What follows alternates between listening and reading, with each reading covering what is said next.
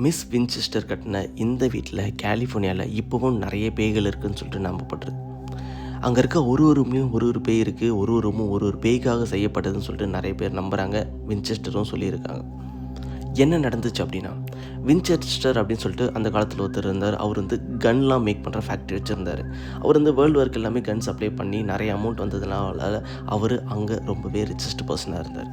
அவர் ஒரு கல்யாணமும் பண்ணுறாரு. கல்யாணம் பண்ணி 2 பேரும் சந்தோஷமாக வாழறாங்க. வாழும்போது அவருக்கு ஒரு குழந்தையும் பிறக்குது. அவங்க ரொம்பவே கற்பனையோடு அந்த குழந்தைய வளர்க்குறாங்க. அன்டில் அந்த குழந்தைக்கு 3 வயசு ஆகிற வரைக்கும். 3 வயசு ஆனதுக்கப்புறம் அந்த குழந்தை இறந்து போகுது. அந்த இறந்து போனதுக்கப்புறம் 2 பேரும் ரொம்ப டிப்ரெஷனுக்கு தள்ளப்படுறாங்க. அதுலேயும் இந்த வின்செஸ்டர் அப்படின்றவர் ரொம்பவே டிப்ரெஸ் ஆகுறார். ஆனது மட்டும் இல்லாமல் இதே யோசித்து அவர் இறந்தும் போகிறார். அதுக்கப்புறம் அந்த கன் கம்பெனி இந்த மிஸ் வின்செஸ்டர், அதாவது அவரோட ஒய்ஃப் இருக்காங்களே, அவங்க தான் ஹேண்டில் பண்ணுறாங்க. வேர்ல்டு ரிச்சஸ்ட் உமனாகவும் அவங்க இருக்க ஆரம்பிக்கிறாங்க. அந்த சமயத்தில் அவருக்கு நிறைய உருவங்கள் கண்ணுக்கு தெரியுது அப்படின்ற மாதிரி சொல்கிறாங்க. பேய்கள் அவருக்கு அவங்கக்கிட்ட பேசுது, அவங்கக்கிட்ட சைன் லாங்குவேஜ், அதாவது எது எழுதி ஏதோ சொல்ல வருது அப்படின்ற மாதிரிலாம் சொல்கிறாங்க. அப்போது அவங்கக்கிட்ட ஒரு பேய் சொல்லியிருக்கு, உங்கள் கணவர் ஸ்டார்ட் பண்ணி அவர் மேக் பண்ண இந்த கன்லேருந்து செத்த ஒருத்தரும் உங்கள் கணவரை மேலே டார்ச்சர் பண்ணுறாங்க அப்படின்ற மாதிரி சொல்லுது. இதுக்கான ஒரே ஒரு தீர்வு, நீங்கள் ஒரு வீடு கட்டணும்.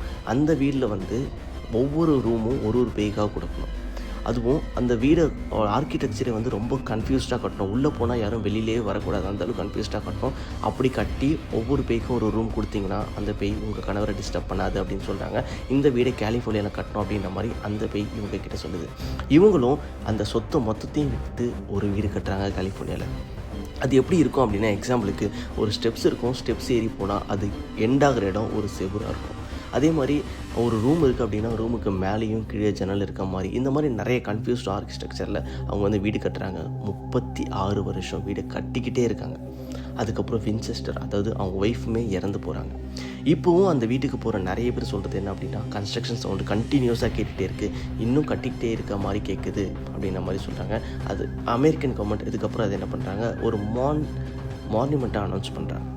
அனௌன்ஸ் பண்ணதுக்கப்புறம் நிறைய பேர் அங்கே போகிறாங்க. டூரிஸ்ட் ஸ்பாட் மாதிரி போய் நிறைய பேர் பார்க்குறாங்க. பட் பார்க்குற எல்லாரும் சொல்கிறது என்ன அப்படின்னா, யாரோ ஒருத்தர் என் கையை பிடிச்ச மாதிரி இருக்குது, இன்னமும் அங்கே கன்ஸ்ட்ரக்ஷன் சவுண்டு எனக்கு காது கேட்டுகிட்டே இருக்குது அப்படின்ற மாதிரி சொல்கிறாங்க. யார் கையை பிடிச்சதை திரும்பி பார்த்தா யாருமே அங்கே இல்லை.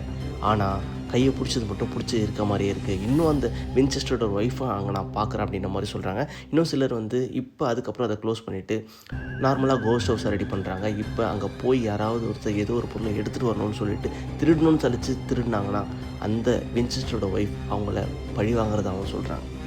இப்போவுமே அங்கே போனால் கன்ஸ்ட்ரக்ஷன் கேட்டுகிட்டே இருக்குது, யாரோ ஒருத்தங்க இருக்க மாதிரி இருக்குதுன்னு சொல்லிட்டு நிறைய பேர் சொல்கிறத கேட்க முடியுது.